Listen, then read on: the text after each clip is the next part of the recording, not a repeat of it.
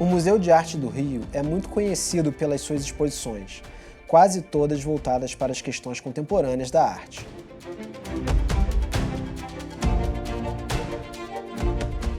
Os nomes que passam pelas suas galerias se tornam referência no cenário artístico carioca. Mas não é só sobre as novidades que queremos falar.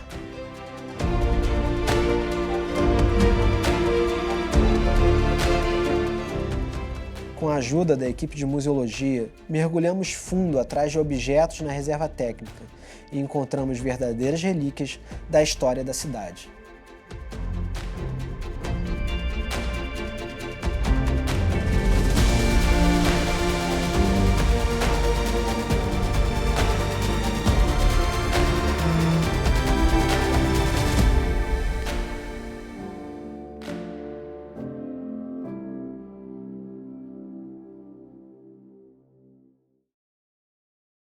O MAR começou num projeto ligado à revitalização da região portuária e ele foi pensado primeiramente em ser um museu de extroversão de coleções, não um museu que tivesse um acervo.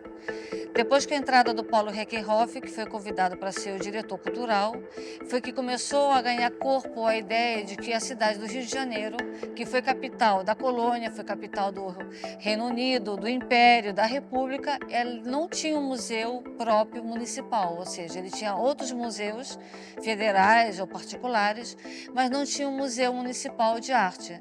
Então, se começou a se pensar na possibilidade desse museu ter uma reserva técnica e compor um acervo de obras de arte que fosse um acervo público, que pertencesse aos cidadãos do Rio de Janeiro.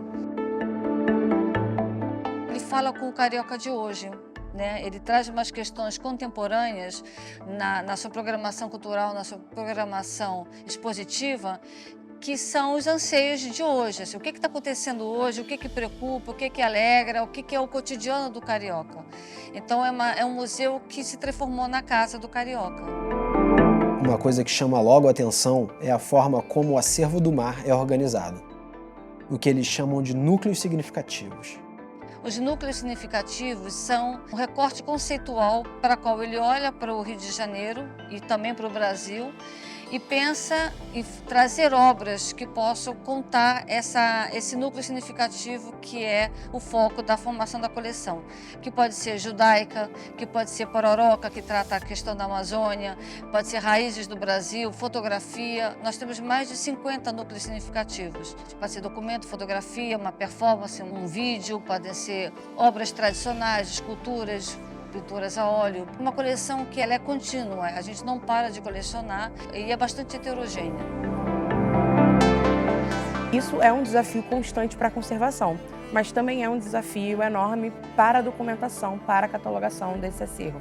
Para que isso tudo pudesse acontecer, foram criadas terminologias necessárias para a identificação de novos acervos, como o vestígio de performance, que é a cadeira com vestígio de menstruação. Existem as videoperformances, construção artística.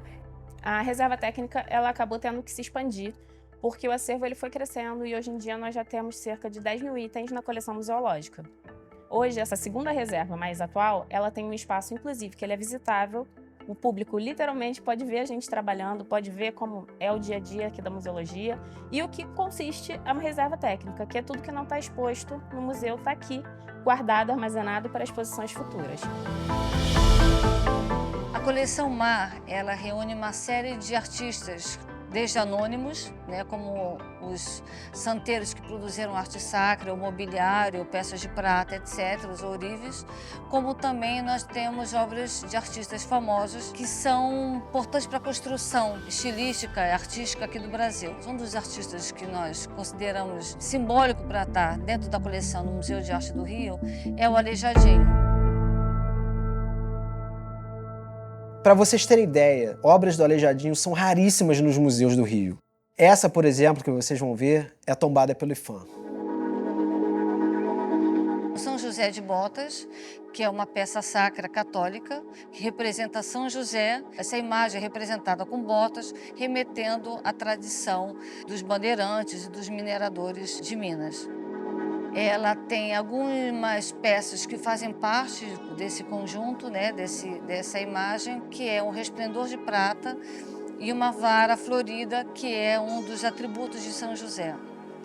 E o manuseio dessa peça, por ser tão antiga e ser tão preciosa, né, do ponto de vista artístico e museológico, faz com que a gente tenha muito cuidado no manuseio dela. Então, a principal característica quando a gente vai manusear uma obra que possui outras peças que são acrescentadas a ela, é sempre a observação primeira da peça antes de movimentar e a remoção cuidadosa de todos esses itens que compõem essa peça. Então, por isso que a gente primeiro retira o resplendor, depois a gente retira o outro acessório, coloca numa superfície estável para poder ser transportado e aí, enfim, você carrega a imagem do santo até os seus espaços de trabalho.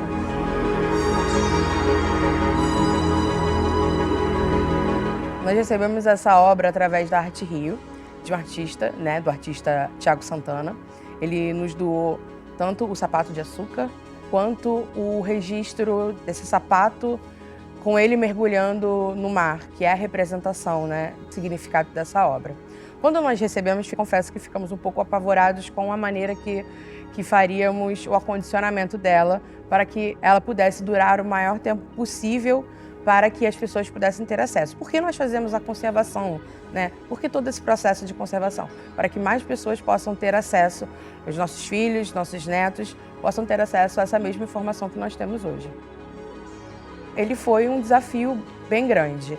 Ele já chegou com um grande grau de degradação e a melhor maneira possível que nós tivemos no momento da chegada do sapato foi mantê-lo dentro de uma caixa de pH neutro, fechada, vedada, com sílica e gel dentro para que fosse mantido, né, para que o açúcar não derretesse ou tivesse qualquer interação, e a caixa vedada justamente para que não houvesse a entrada de nenhum ataque biológico, né, de nenhum inseto. Então, à medida que você movimenta e faz qualquer procedimento com essa obra, o açúcar ele vai se perdendo.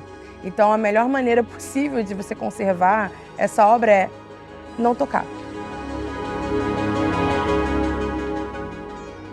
A imagem de São Tiago Menor, que nós temos na coleção, ela tem algumas características que trazem a sua raridade, né? Primeiro, ela é de barro cozido, então ela é bem pesada, é uma peça que é de pequenas proporções, mas ela é muito pesada, então o manuseio também tem que ser muito cuidadoso. E ela é uma peça do século XVII, que também traz a sua raridade, porque poucas peças chegaram a nós de um período tão do passado do Brasil. Ela tem uma evidência que caracteriza a presença judaica aqui no Brasil colônia, que é uma representação do peiot, que é o cabelo, o cacho de cabelo que os judeus ortodoxos deixam crescer junto ao rosto. Então, ela tem características de um santo católico tradicional, São Matias, mas a presença sutil desse cabelo que cresce ao lado do rosto e que traria uma evidência da presença judaica aqui no Brasil, num período que essa manifestação religiosa não era bem vista, né, que ela era proibida.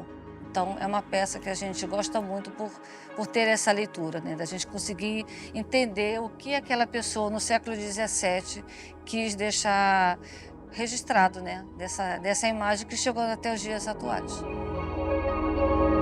Em 1733 foi construída no Rio de Janeiro a Igreja São Pedro dos Clérigos. Era uma igreja barroca cujas talhas foram feitas pelo grande mestre Valentim. Apesar de tombada, Getúlio Vargas mandou demolir a igreja em 1944, para a abertura da Avenida Presidente Vargas. Nós aqui na coleção temos algumas peças que foram dessa igreja, como uma parte, um fragmento da talha, atribuído a mestre Valentim. Nós temos o mocho, que é um banco que é utilizado na lateral do altar. E temos também a base de um púlpito dessa igreja, que também pertence à coleção. Que o Paulo Reckenhoff, entendendo a importância de alguns personagens dentro da história da formação do Rio de Janeiro como cidade, da construção urbana, né, de novas feições urbanas, ele fez questão de, ainda hoje, buscar o que é possível para construir aquilo que seria um núcleo dentro da história do Rio de Janeiro, dentro do núcleo significativo da história do Rio de Janeiro, que são peças do Mestre Valentim. O Mestre Valentim foi uma daquelas figuras icônicas da história da arte brasileira. Algumas de suas obras mais famosas são as esculturas em bronze do Jardim Botânico. A gente tem uma coleção de arte contemporânea bem extensa aqui no museu, o que se torna muitas vezes uma dificuldade para a conservação, porque são materiais, formatos completamente diferentes. A gente recebeu, por exemplo, uma doação de um castelinho de areia mesmo, que é feito por areia da praia com cola. Obviamente é uma obra que a gente não consegue fazer uma higienização mecânica, dessa forma também a gente sempre tenta mantê-la longe da poeira, das sujidades, a gente mantê-la longe dos ataques biológicos, porque, por motivos óbvios, se a gente fizer uma higienização mecânica com trincha da forma mais delicada possível, a gente vai estar sempre levando uma parte e causando um desgaste dessa obra. Na faculdade de museologia, a gente discutia muito os desafios da conservação da arte contemporânea. E com esse episódio eu acho que ficou claro por quê. E assim, se ainda tem alguém que acha que o trabalho da museologia é moleza, espera para ver a próxima obra. A performance da qual veio essa cadeira se tratou de uma artista em que ela ia sentando de cadeira em cadeira até que ela fosse deixando o seu rastro, a sua marca, que seria o material orgânico, a mensuração no caso. E ao final da performance, essas cadeiras ficavam expostas ao público. Ao final da exposição, dentre outras obras, essa foi uma das obras que foram doadas ao acervo. O processo de conservação de uma obra como essa, nessa tipologia, que possui material orgânico, ele se dá através do controle climático, de onde ela está sendo conservada, né? De onde ela está sendo acondicionada. Então, como a nossa reserva técnica ela possui um controle contínuo de umidade, temperatura e iluminação, ela é mantida nas melhores condições possíveis para que ela leve mais tempo para sua degradação. Não é possível parar a degradação de uma obra em si, mas nós podemos mantê-la num ambiente mais propício para que ela dure o mais tempo possível, para que mais pessoas possam ter acesso a esse acervo e ao histórico desse acervo. O MAR é um dos museus mais modernos do Rio de Janeiro e apresenta uma maneira ímpar de pensar o cenário artístico carioca. Ele é acessível, dinâmico e democrático. Tudo o que a gente espera de um museu do século XXI.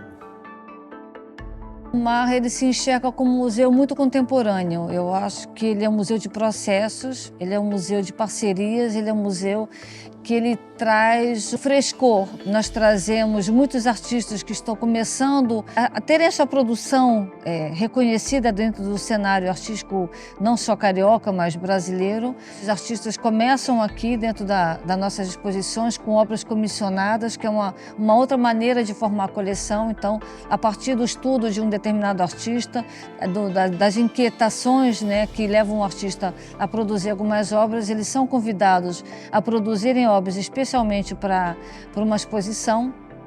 E a partir dessa obra, que faz parte de uma coleção, depois ela entra dentro do acervo. E muitas vezes depois esse artista ele acaba tendo um reconhecimento da sua importância, da sua trajetória, e muitas vezes ele começou aqui dentro do espaço expositivo do museu. Ele traz uma preocupação muito grande com a conservação das obras, traz uma preocupação muito grande com conversar com tudo que é de mais tecnológico, no sentido do banco de dados, no sentido da extroversão. Nós temos a nossa coleção, toda ela, 100% dela, tanto o arquivo como o museológico, como os livros raros e a biblioteca do museu, eles estão no banco de dados, pode ser acessado de qualquer lugar do país e do mundo.